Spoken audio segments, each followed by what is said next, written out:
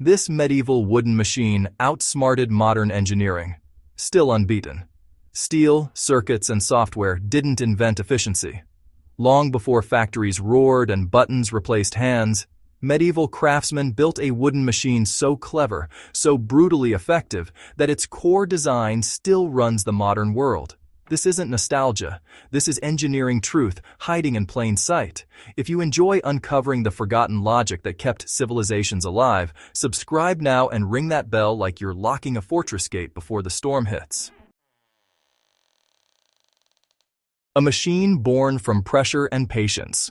The medieval wood press wasn't flashy. No gears screaming for attention, no unnecessary parts.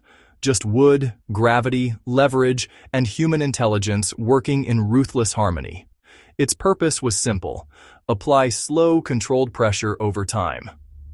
But that simplicity masked a deep understanding of physics that many modern designs still struggle to replicate without electricity. Used for wine, olive oil, paper, textiles, and even early metal shaping, the press was a universal survival tool. It turned raw harvests into stored calories. It turned pulp into knowledge. It turned effort into efficiency. This wasn't a tool of luxury. It was a backbone machine, the kind civilizations quietly lean on while history makes noise elsewhere. Why wood mattered more than metal? Wood wasn't a compromise. It was the secret weapon. Timber flexes without snapping.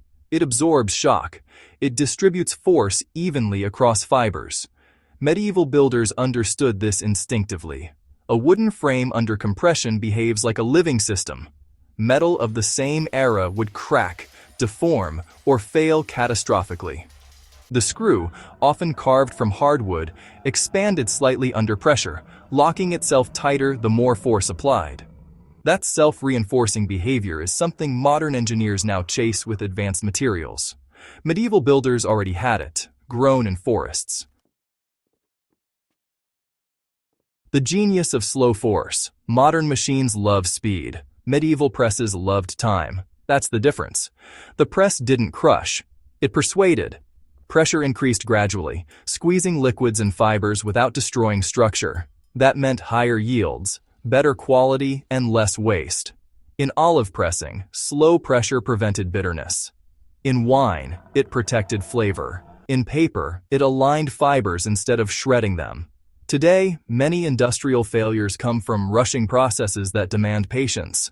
The medieval press never rushed. It always won. No fuel, no grid, no failure cascade. Here's the part modern prepping culture often misses. The wood press worked anywhere. No fuel, no electricity, no fragile supply chain. One human, one machine, and gravity did the rest. If a part wore down, it was repaired with hand tools. If it broke, it was rebuilt locally. There was no single point of failure. Compare that to modern machines where one cracked chip shuts down an entire operation. The medieval press kept working through wars, plagues, and collapsed empires. Knowledge locked into form. This machine stored intelligence physically. The angle of the screw, the thickness of beams, the spacing of supports. All of it encoded lessons learned over generations. You didn't need a manual. The design itself taught you how it wanted to be used. That's why similar presses appeared across regions and centuries, with only minor variations. When something works at that level, it spreads silently. No marketing required. Why do modern machines still copy it? Hydraulic presses, bookbinding presses, juice extractors, even some aerospace testing rigs. Yeah, they all still follow the same logic. Controlled compression, distributed load, structural patience.